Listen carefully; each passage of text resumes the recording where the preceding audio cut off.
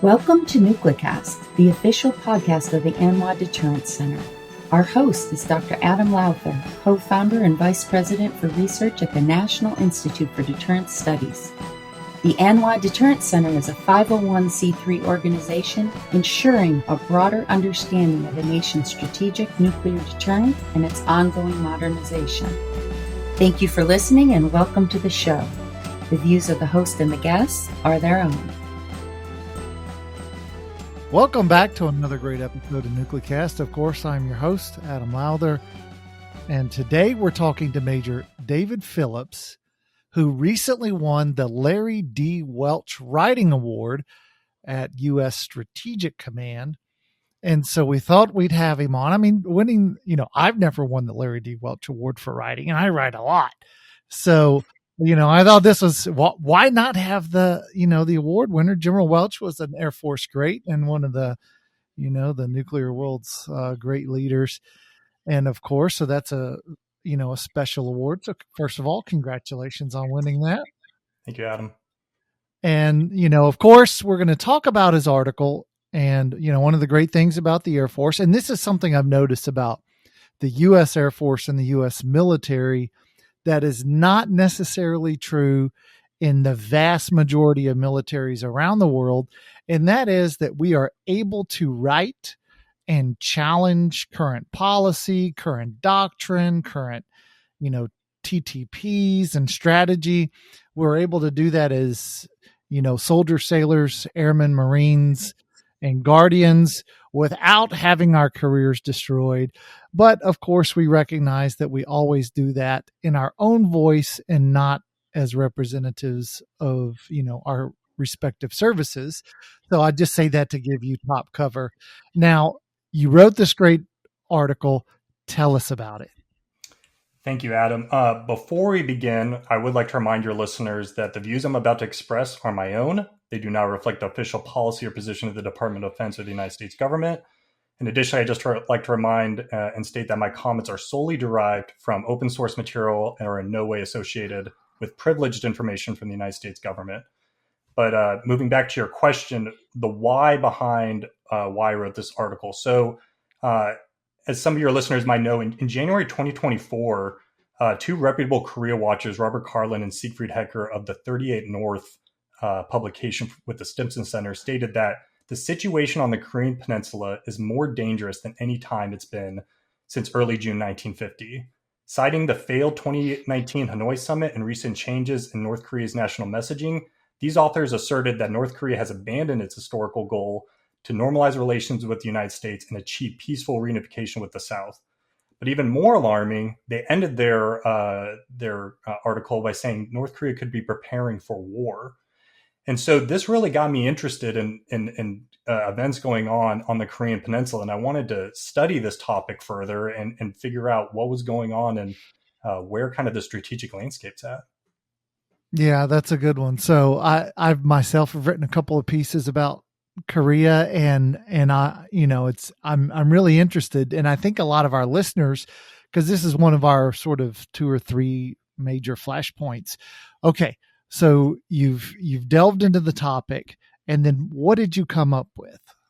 So the piece of information that I found missing in this discourse, so, reading about this topic and you see almost on a weekly basis, maybe every 2 weeks, that South Korean publications, articles, officials, somewhere in the ether, people are saying, we want nuclear weapons back in South Korea. And one thing that's missing in that discourse that I found was, what would it actually take for the U.S. to do this? So there's information on there on how much Slick Amend would cost as a program if the U.S. Pursued that capability. And we can talk more about that later if you'd like. But nowhere in there was there any information on how feasible, acceptable, or suitable it would be for the U.S. to return non-strategic nuclear weapons to South Korea. And so I started pulling on that thread, and that kind of led to my kind of main findings. And depending on how you want to do this, we can kind of dive straight into those or take them more broadly. Yeah. So why don't we give us your main findings, and then you and I can have a discussion about that. Because I think this is what people will find interesting. Yeah. So the first part, so I kind of broke up my article into three sections: feasible, acceptable, and suitable, as I already mentioned. And so in terms of the feasibility, what there's a number of things you would have to do this proposal. So first is the weapons. So you need the right weapons. This would be the B-61 TAC-12 weapon, which is the only non-strategic nuclear weapon in the U.S. arsenal currently. You need the right aircraft, likely going to be the F-35A airframe. You need the right facility. So you're talking about weapons storage vaults, hardened aircraft shelters, underground weapons storage facilities, flight simulators, all the supporting facilities for the F-35.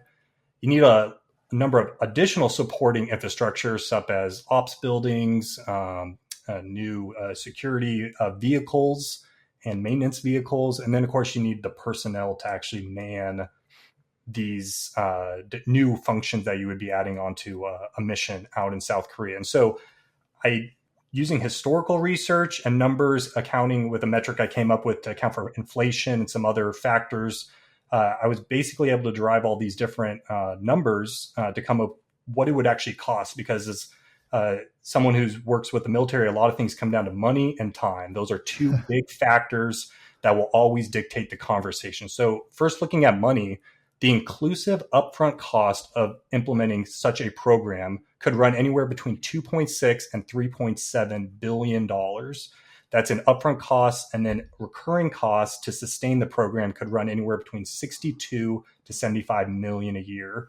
But let's put those numbers in context for a second.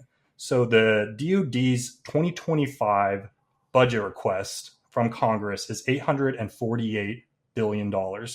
So not even accounting for the fact that you could allocate these funds over a multi-year period to build up the program, the total upfront costs of this proposal would only run you about 0.5% of the DoD's budget for next year.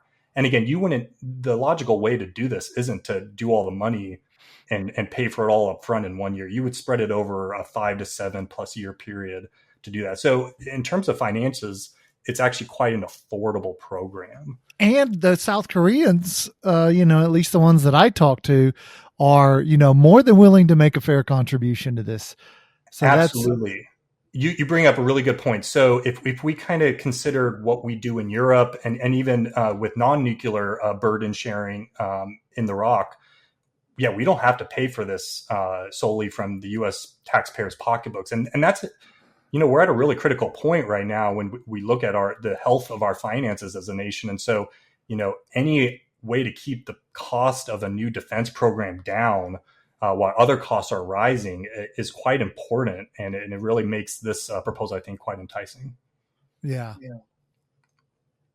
So then, if it's okay, so I'll move into kind of the next area that I looked at with this piece, which was the acceptability of doing so. So this is obviously looking at all the U.S. policy, South Korean policy, international accords that we would have to, make sure they're in accordance with or require amendment to support this. So for anyone who's read the 2022 NPR, current U.S. policy is not quite accepting of the redeployment of non-strategic nuclear weapons at this time. This is mainly built on the policy goals to reduce the role of nuclear weapons in U.S. strategy, as well as to achieve the complete and verifiable denuclearization of the Korean Peninsula. Interestingly, however, there's another line in the 2022 NPR that I think has been overlooked quite too often. And I quote, it's that the United States will continue to field flexible nuclear forces suited to deterring regional nuclear conflict, including the capability to forward deploy dual-capable aircraft and nuclear weapons in the Indo-Pacific. There's a little bit of paraphrasing in there, and a few words cut out in the middle, but that is a line straight from the NPR. And so what that tells me is that while right now this is not the direction the EU wants to go in, they have left the door open to doing this under the right circumstances, which I think is an interesting finding. Yeah, for sure. And then I'll just close out with kind of the final main finding. So the suitability of this proposal. And so the question is this the right solution to the deterrence and deterrent challenges we currently face on the Korean Peninsula? And so to that, I turned to the 2023 Strategic Posture Commission report that came out, and they identify a number of objectives delivery system attributes and implied requirements for a theater nuclear force capability. And so there's about 5 objectives, 2 of which would apply to the Korean Peninsula, those being addressing the need for U.S. nuclear forces deployed in or around the Indo-Pacific theater, a capability that addresses allied concerns regarding extended deterrence, and then 5 system attributes. And I'll briefly just go through these because I think they're important to highlight. So a forward deployed or deployable capability in the Asian Pacific theater, a survivable capability against preemptive attack without force generation day-to-day, a range of explosive yield options, including low yield, the capability of penetrating advanced air defenses with high confidence, and then an operationally relevant weapon delivery timeline, so promptness. So when you look at all the capabilities that are out there, there's kind of only 2 that could kind of come up to the table for a theater nuclear force capability. And that could be the redeployment of non-strategic nuclear weapons to the Indo-Pacific, or it could be maybe like this submarine launched, the sea-launched nuclear ballistic missile, the SLICM-N. And so the SLICM-N, unfortunately, per the 2024 National Defense Authorization Act, will not, their initial operational capability per that legislation won't be until fiscal year 2035. So calendar year 2034, maybe in the September timeframe is the cutoff. But delays notwithstanding, that capability will not address the threat that the Strategic Posture Commission talks about, which is the period of 2027 to 2035, when U.S. adversaries are likely to challenge U.S. interests abroad.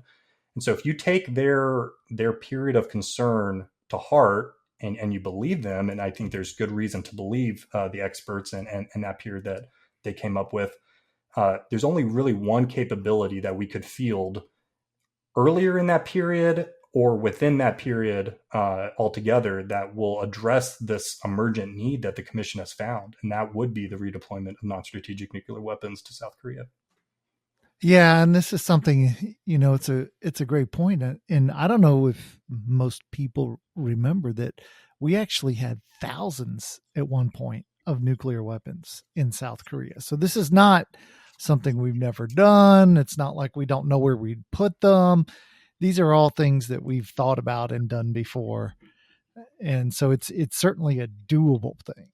It is. And I think you highlight a really good point is up through 1991, we had these weapons in South Korea. That information's out there now. And so when we removed those weapons in 1991, this was, again, the post-Cold War era. The U.S. was emerging as the sole kind of dominant superpower in the globe. And then now we can kind of look back and say, we had good intentions of showing that North Korea and the region, that other nuclear capabilities didn't need to exist. That's why we pulled partially the reason we pulled them out. But unfortunately, that's not the future that developed. Our adversaries have built up their nuclear weapon capabilities, North Korea and China. And meanwhile, we don't have anything to address that threat on a capability to capability basis right now. And so, the title of the paper is specifically called Redeployment for a reason. It's not initial deployment. This is a return to something we've done before, something we're capable of doing, something that we currently do right now in Europe and with our NATO allies. And I think those are important points to highlight. So as you did the cost assessment, which means you clearly looked at, do we have to build new hardened aircraft shelters? Do we need to put new vaults? And I think, it's clear the vaults are gone and we've sort of disassembled the capability. But were you able to find any information that sort of explain like how quickly, if we wanted to put new vaults back in the ground, in hardened aircraft shelters, how long would that take? Sure. So, I did some research into kind of military construction timelines. There's quite a process for the military and government to build these things. And you have to go through Congress, get funds appropriated, and then you have to have those funds available. There's a lot of legal topics to work through. So vaults and all other things included, it's my assessment that probably 5 to 7 years would be a reasonable amount of time that it would take for the U.S. to fully build and follow through with military construction of all these activities. So, I don't have the name of the company who built our original vaults back there off the top of my head, but I did find it in my research, and that information, that company still exists. They're still out there. So that information still is something that we can pull from as a government. It's not building something from scratch. We're just going to blow off some dust off the old plans, look at what we've done in Europe to modernize these efforts. And I truly do believe with the right will and interest in doing so, we could get these fielded within that 5 to 7 year period. Yeah. Now it's that time in the show where we have to take a quick break. So we'll do that. And we're talking to Major David Phillips, the Larry D. Welch Award winner from U.S. Strategic Command. We're talking about redeploying nuclear weapons to South Korea, and we'll be right back. This episode of Nuclecast is brought to you by the Naval Deterrence Center, whose mission is to educate Americans about the nuclear enterprise and strategic deterrence.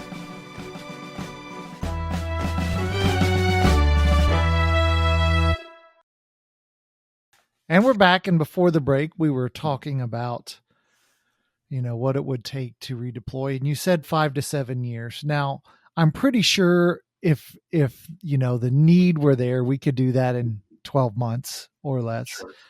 But the bureaucracy is a terrible and vicious thing. And so it, of course, slows everything down. Did you look at if we wanted sort of a temporary or an immediate deployment?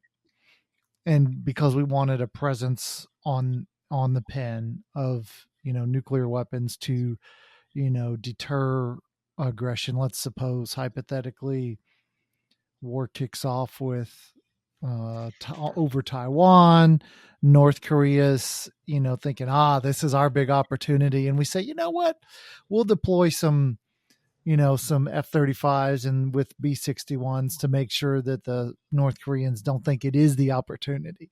Did you look at anything like that and what that might take? So I appreciate the question. That goes kind of outside the scope of what my research looked at. But what I will say, and it kind of goes back to something we briefly talked about earlier, is there is that line in the NPR saying that we'll have the capability to do so. And I really, at the end of the day, to do what you suggested is ultimately just a conversation about risk. What level of risk is the U.S. willing to accept to provide an emerging capability in a very short period of time? And so, if you believe that line in the NPR that will retain the capability to do just that, then yeah, I believe we could do it in short order. And there's probably ways that the department, if they were serious about doing so, could augment with additional security forces and other capabilities and defense posturing to do that in a quicker period if necessary. Yeah. And so as you were doing your research, what were probably, sort of the most, I don't know if I want to call them like, oh, or aha, or, ooh, that's interesting. I hadn't thought of that. What were those things that jumped out at you?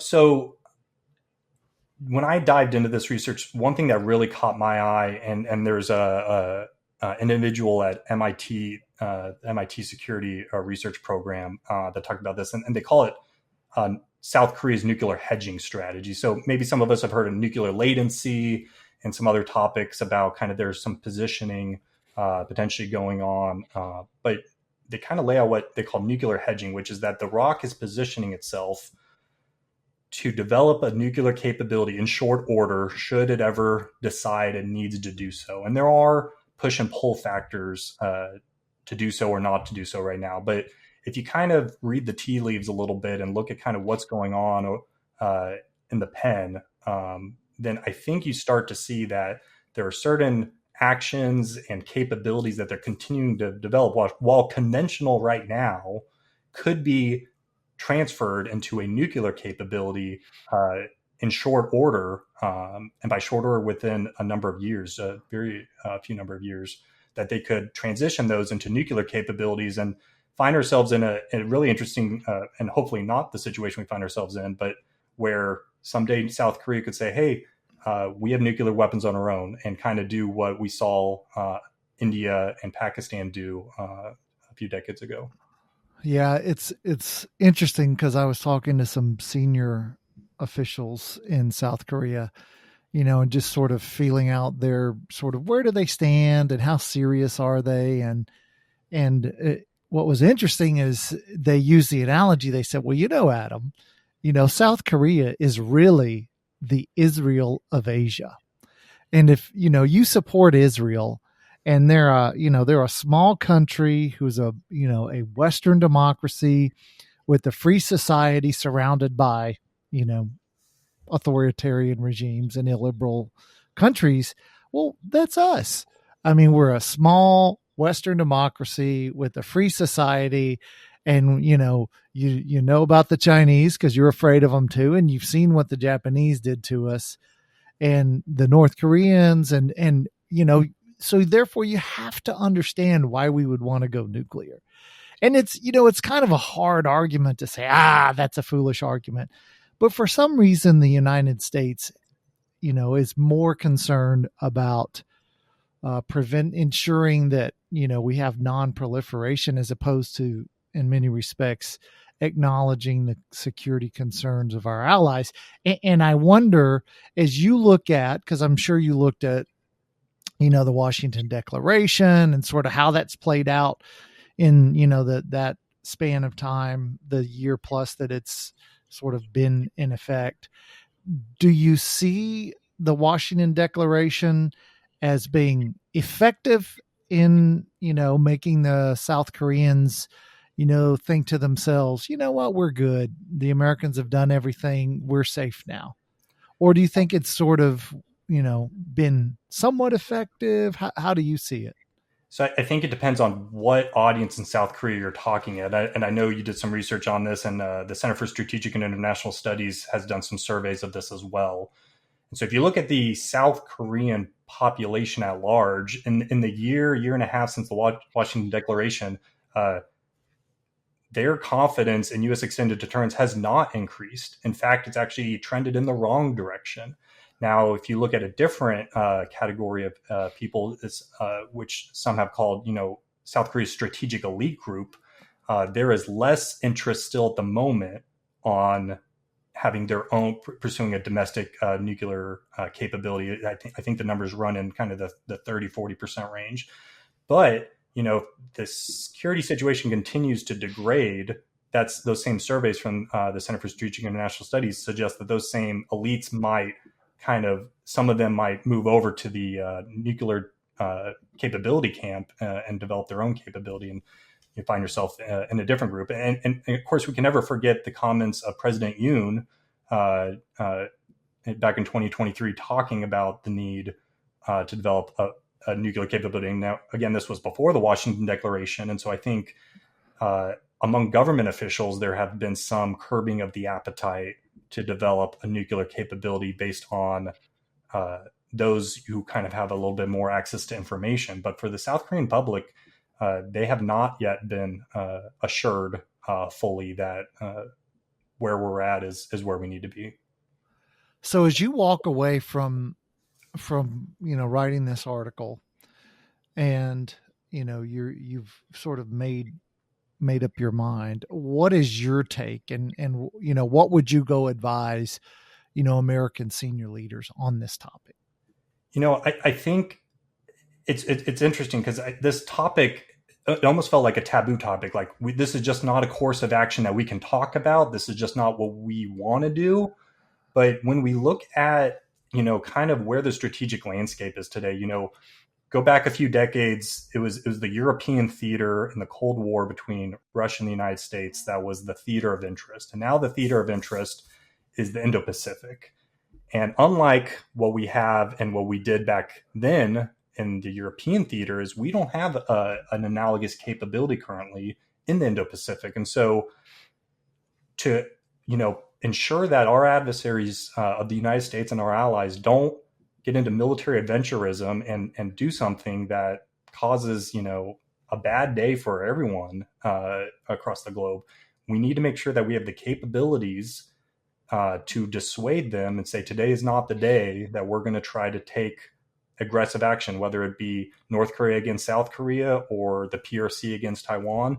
As we know, these are hot zones where conflict could kick off. And so we need to make sure we have the capabilities to prevent that. And again, just retying it back into that Strategic Posture Commission 2027 to 2035 period, if we continue on the trajectory we're on, we're not going to change the calculus too much, for our adversaries. It's going to kind of just be what it is right now. And they're building up fast. And if we don't do something, then we could find ourselves in that really awful bad day scenario where conflict goes hot.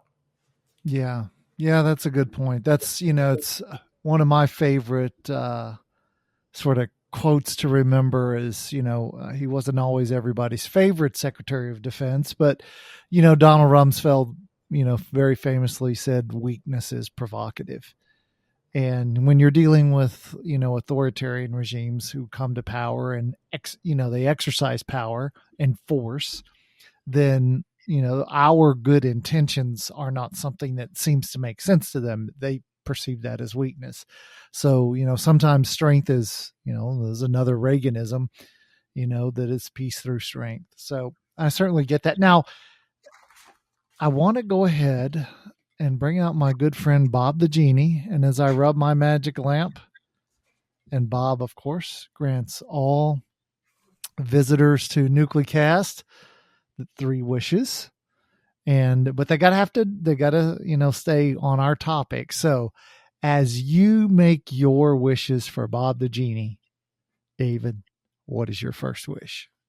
So my first wish is that the message of my paper reaches the right audiences. And there's specifically 3 groups that I want to highlight. So first is senior leaders in the U.S. military. So at the Deterrence Symposium just over 2 weeks ago, I was very fortunate to have the chairman and General Anthony Kahn of the United States Strategic Command in attendance, as well as a host of other nuclear experts and those that are in the field to hear this message and at least have some awareness of this proposal that I put out there.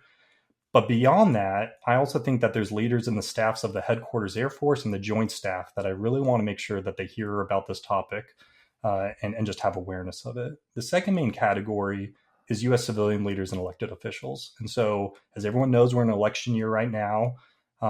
And so I hope that the right staffers and future cabinet personnel for whichever incoming party eventually takes the White House also get awareness of this proposal.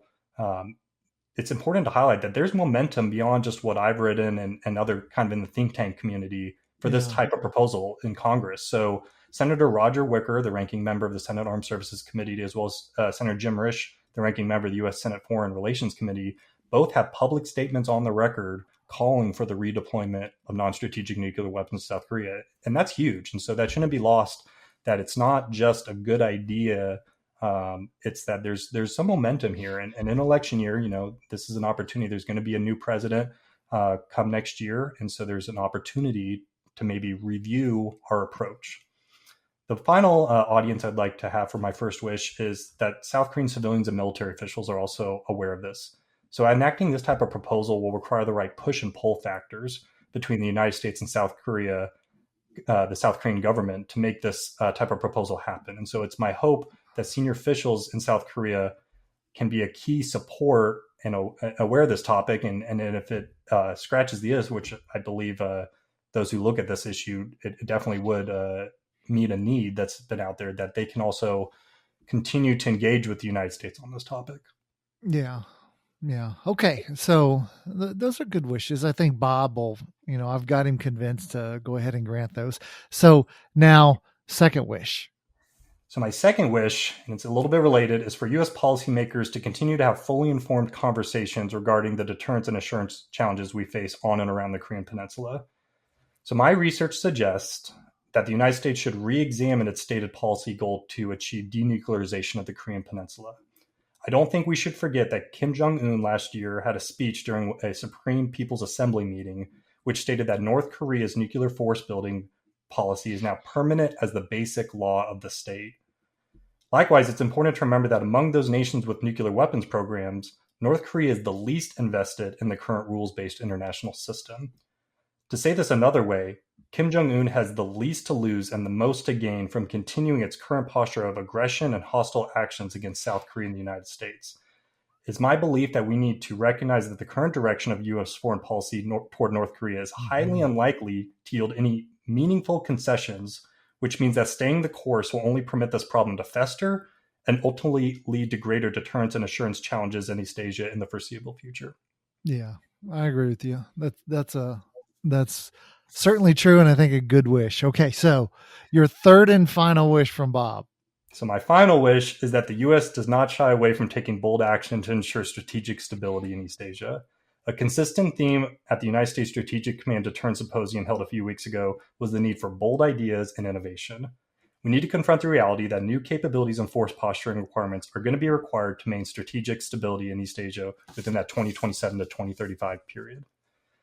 I think the Atlantic Council, in a report they published last year, may have said it best when they suggested that capability enhancements by the DPRK and PRC are very likely to drive a dramatically increased risk of strategic deterrence failure on or around the Korean Peninsula in the next 5 to 10 years, while the current trajectory of South Korean and U.S. deterrence capabilities and approaches look unlikely to effectively mitigate these risks.